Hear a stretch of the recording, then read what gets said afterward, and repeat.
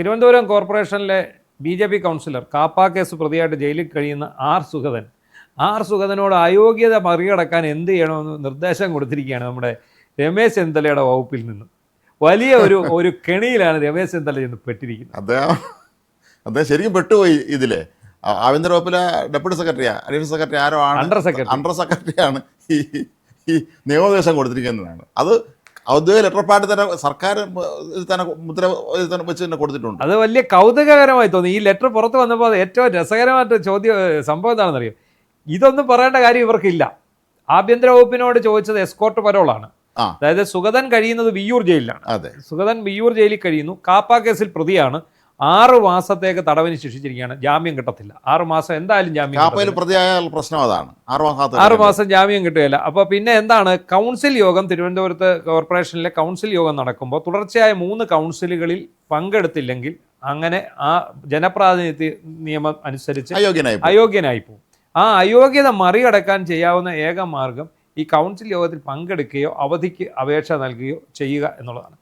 അപ്പോൾ ഇവർ കൊടുത്ത അപേക്ഷ പരോൾ കൊടുക്കണം എന്ന് പറഞ്ഞിട്ടാണ്, എസ്കോർട്ട് പരോൾ. അതായത് പോലീസിനൊപ്പം വന്ന് കൗൺസിൽ യോഗത്തിൽ പങ്കെടുക്കാനുള്ള അനുവാദം വേണം എന്നാവശ്യപ്പെട്ട് സുഗതൻ ഒരു കത്ത് കൊടുക്കുകയാണ് ഇവർക്ക്. ആഭ്യന്തര വകുപ്പിലേക്ക്, ജയിലും എല്ലാം അതിൻ്റെ കീഴിലാണല്ലോ. അപ്പോൾ ആഭ്യന്തര വകുപ്പ് അഡീഷണൽ ചീഫ് സെക്രട്ടറി, അങ്ങനെയല്ലേ അവിടുത്തെ പോസ്റ്റ്, ആഭ്യന്തര സെക്രട്ടറി. അപ്പോൾ ആ കത്ത് കൊടുത്തതിനുള്ള മറുപടിയായിട്ടാണ് ഇത് പറയുന്നത്. എസ്കോർട്ട് പരോൾ അനുവദിക്കാൻ സാധിക്കില്ല, മറിച്ച് താങ്കൾക്ക് ജനപ്രാതിനിധ്യ നിയമത്തിലെ ഇത്രാം വകുപ്പ് 19ാം വകുപ്പ് അനുസരിച്ച് താങ്കൾക്ക് അംഗത്വം നിലനിർത്താൻ കഴിയും. താങ്കൾ ജയിൽ സൂപ്രണ്ട് മുഖേന ഒരു അവധി അപേക്ഷ ഈ തദ്ദേശ സ്വയംഭരണ സ്ഥാപനത്തിന് കൊടുക്കുക. ആ സ്ഥാപനം കൗൺസിൽ യോഗത്തിൽ അത് ഭൂരിപക്ഷത്തോടു കൂടി പാസ്സാക്കിയാൽ താങ്കൾക്ക് അവധിക്ക് അർഹതയുണ്ടായിരിക്കും. അത് അടുത്തതാണ് രസം. അതുകൊണ്ട് താങ്കൾക്ക് താങ്കളുടെ അയോഗ്യത ഉണ്ടാവില്ല, താങ്കൾക്ക് കൗൺസിലർ സ്ഥാനത്ത് തുടരാൻ സാധിക്കും. അപ്പോൾ അത് പ്രകാരം സുഗതൻ ഇന്നലെ അപേക്ഷ വെച്ചു കഴിഞ്ഞ് ഇന്നലെ കൗൺസിൽ യോഗത്തിൽ വലിയ നാടകീയ രംഗങ്ങളുണ്ടായി. അതായത് 50 സുധീഷ് ഇതിനെ അനുകൂലിച്ച് വോട്ട് ചെയ്തു.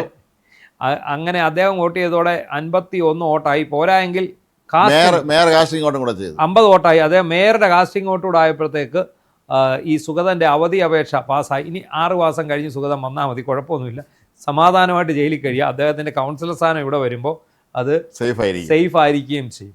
പക്ഷേ ഇവിടെ അതൊന്നുമല്ല പ്രശ്നം. BJPക്കാർക്ക് സന്തോഷമായി, സത്യത്തിൽ CPMകാർക്ക് സന്തോഷമായി. ഇപ്പോൾ എന്താണ് വിഷയം? ഇത്രയും നാളും എല്ലാവരും പറയുന്നത് CPM BJP ധാരണ എന്നാണ് കേരളത്തിൽ. ഇപ്പോൾ കോൺഗ്രസ് BJP ധാരണ എന്ന നിലയിലേക്കാണ് ഈ കത്ത് പോയ പോക്ക്. രമേശ് ചെന്നിത്തലയ്ക്ക് കടുത്ത അസംതൃപ്തിയുണ്ട്. അദ്ദേഹം ചീഫ് സെക്രട്ടറി, ആഭ്യന്തര വകുപ്പ് സെക്രട്ടറിയെ വിളിച്ച് വിവരം അറിയിച്ചു കഴിഞ്ഞു ഇതെങ്ങനെ സംഭവിച്ചു എന്നുള്ളത്. അപ്പോഴാണ് ഇതിനകത്തൊരു കഥ പറയുന്നത്. ഇത് എനിക്ക് തോന്നുന്നു തദ്ദേശ സ്വയംഭരണ വകുപ്പ് ഇവർക്കൊരു കത്തയച്ചിരുന്നു. ഈ ജയിൽ വകുപ്പിന് അയച്ച ആ കത്ത്, അതിനകത്തെ നിർദ്ദേശങ്ങൾ കൂടി കൂട്ടിയിട്ടാണ് ഈ ആഭ്യന്തര വകുപ്പിൽ നിന്നും മറുപടി കൊടുത്തിരിക്കുന്നത്. അതാണ് ഇവിടെ സംഭവിച്ചിരിക്കുന്നത്. എന്താണെങ്കിലും ഇതിനകത്ത് വന്ന് പെട്ടുപോയത് ചെന്നിത്തലയാണ്. അതെ, ഇനിയിപ്പോൾ അന്തർധാര ഉണ്ടെന്ന് പറഞ്ഞുകൊണ്ട് CPM എല്ലാം ഇറങ്ങി കഴിഞ്ഞു. ഇന്നലെ ഈ കത്ത് പുറത്തു വന്നതോടുകൂടി തന്നെ അവരെല്ലാവരും കൂടെ ചെന്നിത്തലയുടെ നേർക്ക് പോകും. മാത്രമല്ല പലപ്പോഴും നേരത്തെ ഇവർ ചെന്നിത്തല RSS ബന്ധമുള്ള ആളാണെന്ന് പറഞ്ഞ് അധിക്ഷേപിക്കുന്ന ഒരു രീതി CPMനുണ്ടായിരുന്നു. അപ്പോൾ അവരത് വീണ്ടും അത് തന്നെ പറഞ്ഞു, ഞങ്ങൾ പണ്ട് പറഞ്ഞ കാര്യം സത്യമാണല്ലോ എന്ന് പറഞ്ഞുകൊണ്ട് CPMലെ സാമൂഹ്യ മാധ്യമങ്ങളെല്ലാം തന്നെ CPMൻ്റെ ഈ അണികൾ രംഗത്തിറങ്ങിയിട്ടുണ്ട്.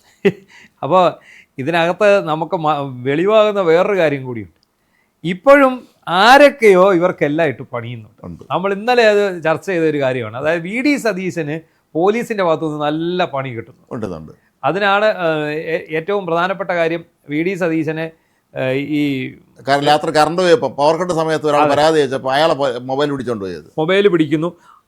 ഏതെങ്കിലും ഒരു ചോട്ടാ നേതാവ് കൊണ്ടൊരു പരാതി കൊടുത്താൽ ഉടൻ മുഖ്യമന്ത്രിയാകട്ടെ മന്ത്രിമാരാകട്ടെ അവരെ അവഹേളിച്ചു എന്ന് പറഞ്ഞ് പരാതി കൊടുത്താൽ ഉടൻ ഇവിടെ കേസെടുക്കുന്നു, ഫോൺ പിടിച്ചെടുക്കും. അതാണ്, കേസെടുക്കുകയും ഫോൺ പിടിച്ചെടുക്കുകയും ചെയ്യുന്നുണ്ട്. അപ്പം അങ്ങനെയുള്ള ഒരു നിലപാടിലേക്ക് ഇവിടുത്തെ പോലീസ് നീങ്ങുന്നു എന്നുള്ളത് ശരിക്കും ഈ സർക്കാരിൻ്റെയും മുഖ്യമന്ത്രിയുടെയും ഇമേജിനെ കോട്ടം തട്ടുന്നതാണ്. അതുപോലെയാണ് ഇപ്പോൾ കണ്ടതുപോലെയുള്ള സംഭവം. ഇത് ശരിക്കും പറഞ്ഞാൽ നമ്മുടെ ഇപ്പം മന്ത്രിസഭ ഒരു നിലവിൽ വന്നിട്ട് 1-2 മാസമൊക്കെ കഴിഞ്ഞിട്ടുണ്ടെങ്കിൽ പോലും മന്ത്രിമാരുടെ പേഴ്സണൽ സ്റ്റാഫിൽ പോലും ആവശ്യത്തിന് ആളുകളില്ല എന്ന് പറയപ്പെടുന്നുണ്ട്. ചില മന്ത്രിമാർക്ക് പ്രൈവറ്റ് സെക്രട്ടറി പോലും ഇല്ല. ഒരു പ്രൈവറ്റ് സെക്രട്ടറിയാണ് മന്ത്രിയുടെ ഓഫീസിലെ ഏറ്റവും പ്രധാനപ്പെട്ട അതിൻ്റെ ഏകോപനം നിർവഹിക്കാനുള്ള പ്രൈവറ്റ് സെക്രട്ടറിയാണ്. പ്രൈവറ്റ് സെക്രട്ടറി പോലും ഇല്ലാതെ തുടക്കക്കാരായി വന്നിട്ടുള്ള പല മന്ത്രിമാരും ഇപ്പോഴും തുടരുന്നു എന്നുള്ളത് വളരെ അത്ഭുതകരമാണ്. അതുപോലെ ആവശ്യത്തിന് പേഴ്സണൽ സ്റ്റാഫ് ഇല്ലാത്ത കാരണം ഒരു മന്ത്രിക്ക് പല വകുപ്പുകളുടെ ചുമതലയാണ് ഉണ്ടെങ്കിൽ അവിടുത്തെ പല സ്ഥാപനങ്ങളുടെയും കാര്യങ്ങൾ നോക്കാം ഓരോരുത്തരെ ഏൽപ്പിക്കുന്നതാണ് പതിവ്. ഇതിപ്പോൾ ആർക്കും ഒരു എത്തും പിടിയില്ല. അതാണ് അത് സംബന്ധിച്ച് പറയുമ്പോഴാണ് രസം. ഇപ്പോൾ ഈ കഴിഞ്ഞ ദിവസം ഈ DYSPമാരുടെ സ്ഥലമാറ്റം വന്നല്ലോ. അപ്പോൾ നമ്മൾ നോക്കുമ്പോൾ ഉണ്ട് എല്ലായിടത്തും തന്ത്രപ്രധാനമായ സ്ഥലങ്ങളിൽ CPMകാരായിരിക്കും. CPMൻ്റേതായിട്ടുള്ള പെറ്റായിട്ടുള്ള ഉദ്യോഗസ്ഥരാണ്. ഈ KSUവിൻ്റെ ഒരു വനിതാ നേതാവ് മിവ ജോളി എന്ന് പറഞ്ഞ് ഒരു പെൺകുട്ടിയുണ്ട്. ഈ പെൺകുട്ടിയുടെ കഴുത്തിന് കുത്തിപ്പിടിച്ച ഒരു CI ഉണ്ടായിരുന്നു, PR സന്തോഷ്. കഴുത്തിന് കുത്തിപ്പിടിക്കാൻ വലിയ വിഷയമായിരുന്നു എറണാകുളത്ത് വെച്ച്.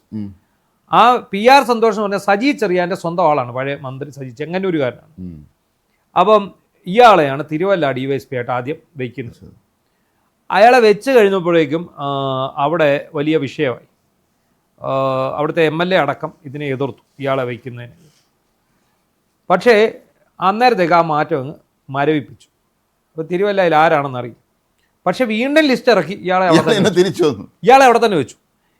അവിടെ തന്നെ വെച്ചു. ഇപ്പം ഞാൻ ഇതുമായിട്ട് ബന്ധപ്പെട്ട് കുറച്ച് കോൺഗ്രസ് നേതാക്കളോട് അന്വേഷിച്ചപ്പം അവരെന്നോട് പറഞ്ഞെന്താ, നിങ്ങളൊരു പണി, നിങ്ങൾ കോൺഗ്രസ്സുകാരായിട്ടുള്ള DYSPമാരെ കൊണ്ടുപോവാ, ആളെ കിട്ടണ്ടെന്ന്. കോൺഗ്രസ്സുകാരായിട്ടുള്ള DYSP മൊത്തം 10 വർഷം കൊണ്ട് എല്ലാവരും CPM ആയി സഖാക്കളായി. ഇവർ ഓരോരുത്തർത്തിരുന്ന് സുഖിച്ച് ഇവരങ്ങ് സഖാക്കളായി. സഖാക്കന്മാരുടെ ചവിട്ടും തൊഴി ആജ്ഞയും എല്ലാം അനുവർത്തിച്ച് ഇവർ ആ വഴിക്ക് അങ്ങ് പോയി കഴിഞ്ഞു.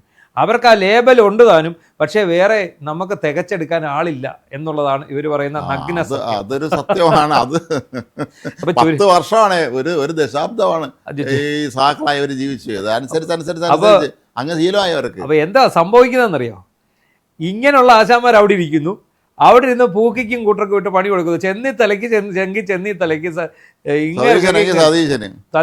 സതീശന് എല്ലാവർക്കും പണി കൊടുത്ത് പോവുകയാണ്. ഭരണം മാറിയെങ്കിലും ഈ പറയുന്ന ഉദ്യോഗസ്ഥന്മാരുടെ. ഇനി നമുക്ക് വേറൊരു കാര്യങ്ങളുണ്ട്. നമ്മൾ ഈ PSC മറ്റുള്ള റിക്രൂട്ട്മെൻറ്റ് തസ്തികകൾ നോക്കുമ്പോൾ ഇവിടെ എല്ലാം തിരികെ വെച്ചിരിക്കുന്നത് ഇങ്ങനെയുള്ള ഉദ്യോഗസ്ഥരെയാണ്. അതായത് CPMകാരായിട്ടുള്ള ഉദ്യോഗസ്ഥരെയാണ്. അവരതുകൊണ്ട് തന്നെ അവിടെ നിന്ന് അവരുടെ കടമകൾ ചെയ്തുകൊണ്ടിരിക്കുന്നത്. മാത്രമല്ല, എൻ്റെ അടുത്ത് ഇടയ്ക്ക് വേറൊരാൾ പറഞ്ഞത് ഈ ചില വകുപ്പുകളിൽ പിന്നെ ഇതുപോലെ ആളുകളെ CPMമാർ ചില തന്ത്രപ്രധാന സ്ഥാനങ്ങളിൽ നിയോഗിച്ചിട്ടുണ്ട്. അവർ സ്ഥിരം ജീവനക്കാരല്ല, അവർ പുറത്ത് നിർത്ത് കോൺട്രാക്റ്റ് നിയമിച്ചാണ്. അപ്പോൾ അവർ ബുദ്ധിജീവികളും വലിയ പ്രഗത്ഭന്മാരും ആണ് പോലും. അപ്പോൾ അതിന് പകരം വയ്ക്കാൻ കോൺഗ്രസിന് ആളെ കിട്ടാനില്ല. അപ്പോൾ അതുകൊണ്ട് കോൺഗ്രസ് ബുദ്ധിജീവികളുടെ എണ്ണം പോയി പുസ്തകം വായിക്കുന്നവരുടെ എണ്ണം വളരെ കുറവായതുകൊണ്ട് തന്നെ അവർക്കതൊന്നും വലിയ മേഖലയല്ല. അതുകൊണ്ട് ഉള്ളവൻ തുടരട്ടെ എന്ന് പറഞ്ഞാൽ, അല്ല പിന്നെ പകരം ഇവർക്ക് ആളെ കൊണ്ടുവരണ്ടേ. അപ്പം അങ്ങനെ വിഷയമുണ്ട്. ചുരുക്കി പറഞ്ഞാൽ ഇപ്പോൾ എന്താണെന്ന് ചോദിച്ചാൽ മന്ത്രിമാർ വരെ മാറി പഴയ ആൾക്കാരെ മന്ത്രിമാരാക്കേണ്ടി വരുമോ എന്നുള്ളതാണ് സംശയം. കാരണം ഇത് എന്താണെങ്കിലും ഈ തിരുവനന്തപുരം കോർപ്പറേഷനിലെ സംഭവം വലിയ ഒരു പണി തന്നെ ചെന്നിത്തലയ്ക്ക് കിട്ടിയിരിക്കുന്നത്. ആ ഉദ്യോഗസ്ഥരോട് കാരണം ചോദിച്ചിട്ടുണ്ട്. അത് മിക്കവാറും ഈ ഉദ്യോഗസ്ഥർക്കെതിരെ നടപടി ഉണ്ടാകാനും സാധ്യതയുണ്ട്. ഈ നിയമോപദേശം കൊടുത്തിരിക്കല്ലേ. അല്ല, ഈ നേരത്തെ പിന്നെ നിശാം പറഞ്ഞ പോലീസിലെ അത് അവസ്ഥ, സെക്രട്ടറിയേറ്റിലെ അത് തന്നെ എനിക്ക് അവസ്ഥ. സെക്രട്ടേറിയറ്റിലെ ഓരോ ഡിപ്പാർട്ട്മെന്റുകളിലും കഴിഞ്ഞ സർക്കാരിന്റെ കാലത്ത് നിയോഗിച്ചാൽ അവിടെ സഭാ TVയിലടക്കം പഴയ സർക്കാരിന്റെ ആൾക്കാരാ. അവരെയാണല്ലോ സ്പീക്കർ മാറ്റാൻ പറ്റില്ല. അതെ, അവരെ മാറ്റുന്നില്ല. സഭാ TVയിലടക്കം ഉള്ളത് ഇവരുടെ ആൾക്കാർ തന്നെയാണ് ഇരിക്കുന്നത്. പിന്നെ ചുരുക്കി പറഞ്ഞ 10 വർഷം കൊണ്ട് തിരികാവുന്നിടത്തെല്ലാം CPMകാരെ തിരികെ. അത് പിൻവാതിലൂടെ ആണെങ്കിലും മുൻവാതിലൂടെ ആണെങ്കിലും പരീക്ഷാക്രമക്കേട് നടത്തിയാണെങ്കിലും എങ്ങനെയാണെങ്കിലും ഈ ഉദ്യോഗസ്ഥ ഭരണം മുഴുവൻ CPMൻ്റെ കയ്യിലാണ് ഇപ്പോഴും. അതുകൊണ്ട് തന്നെയാണ് അവരുടെ നേതാക്കൾക്ക് വലിയ പേടിയും ഭയമൊന്നുമില്ല അവർ മുന്നോട്ട് പോകുന്നത്. മാത്രമല്ല, സൂക്ഷിച്ചില്ലെങ്കിൽ ഈ പണി ഇനിയും വന്നുകൊണ്ടിരിക്കുന്നത് പോലെ ഇതിനെ പ്രതിരോധിക്കാനുള്ള ഒരു സംവിധാനവും കോൺഗ്രസിന്റെ ഭാഗത്തോ നേതാക്കന്മാരുടെ ഭാഗത്തോ ഇല്ല എന്നുള്ളതാണ് എൻ്റെ ഏറ്റവും മറ്റൊരു കാര്യം.